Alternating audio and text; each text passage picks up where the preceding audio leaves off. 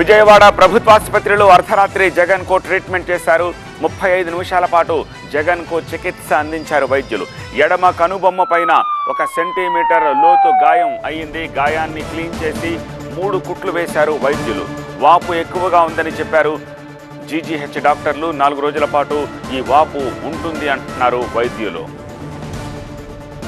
రాళ్ల దాడి జరిగిన తర్వాత సీఎం జగన్ కు బస్సులోనే ప్రాథమిక చికిత్స జరిగింది. అయితే దాడి తర్వాత కూడా ఓ 3 గంటల పాటు యాత్రను కొనసాగించారు సీఎం జగన్.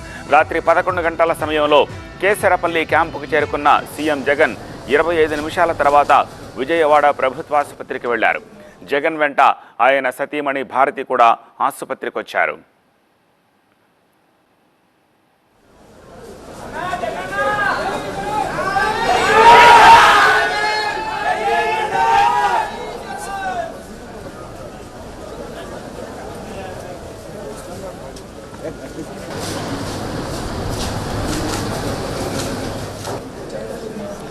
రాత్రి 11:30 టైంలో విజయవాడ జీజీహెచ్కి వచ్చారు సీఎం జగన్. సుమారు 35 నిమిషాల పాటు ఆసుపత్రిలో ఉన్నారు. డాక్టర్ల బృందం ఆయనకు ట్రీట్మెంట్ అందించారు. ఎక్స్రే తీసి ఎంత లోతు గాయమైందో ఎగ్జామిన్ చేశారు. ఆ తర్వాత గాయాన్ని క్లీన్ చేసి 3 కుట్లు వేశారు. అర్ధరాత్రి 12 తర్వాత ఆసుపత్రి నుంచి బయటకు వచ్చిన సీఎం జగన్ అక్కడి నుంచి కేసరపల్లి క్యాంపుకు చేరుకున్నారు.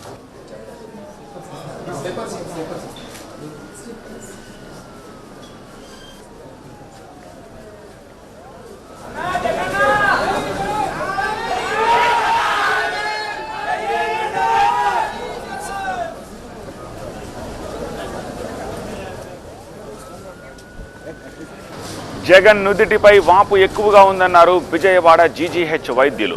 4 రోజుల పాటు వాపు ఉంటుందని చెప్పుకొచ్చారు.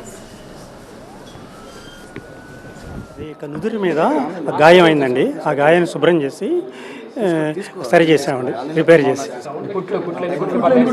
3 కుట్లు పట్టేసారు. ఒక 1 సెంటీమీటర్ డెప్త్ ఉంది. 1 సెంటీమీటర్ డెప్త్ మొత్తం అది ట్రయాంగిల్ షేప్లో ఉందండి. సో 1 సెంటీమీటర్ అని ఈచ్ సైడ్. అది మేము క్లీన్ చేసినప్పుడు అయ్యాయి. అనస్థీషియా ఇచ్చాము, అక్కడ వరకే ఇంజెక్షన్ చేసాము.